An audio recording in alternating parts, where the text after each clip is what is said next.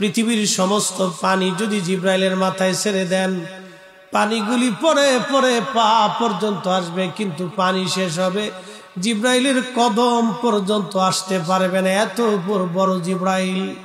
300 পাখা আছে।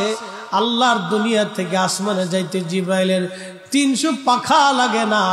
একটা পাখা দিয়ে একটা বাড়ি দিলে আসমান চলে যায়, একটা পাখা দিয়ে একটা বাড়ি দিলে জিব্রাইল আসমানে যায়। বাকি 599 পাখা কোনো কাজে লাগে না, ওটা ওইভাবে রেখে দিতে হয়।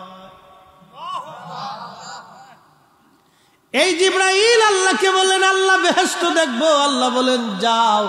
জিব্রাইল উড়তে লাগলেন, 600 পাখা দিয়ে বাইরে দিতে লাগলেন। 600 পাখা দিয়ে বাড়ি দেয়। উড়তে উড়তে জিব্রাইল ক্লান্ত হয়ে গেলেন, একটা খুঁটি পাইলেন, খুঁটির পাশে বসে বললেন, রব আর কত দূর আছে?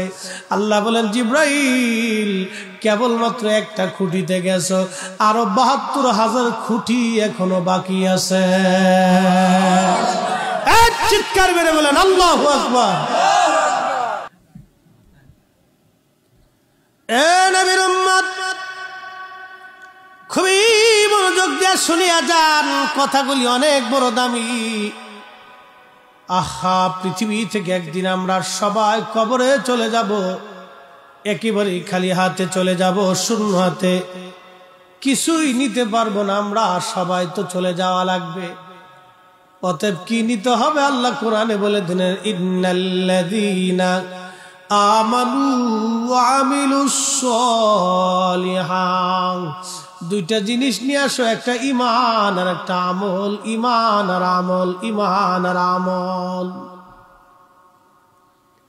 এরপর আল্লাহ পাক বললেন, ওয়াল আসরি ইন্নাল ইনসানা লাফি খুসরিন ইল্লাল্লাযীনা আমানু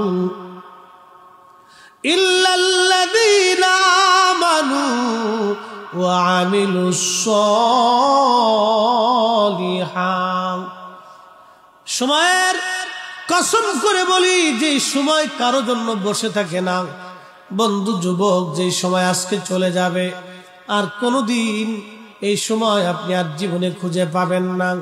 এই সময় পার হয়ে যাবে, সময়টা চলে যাবে। Time and tide wait for naan.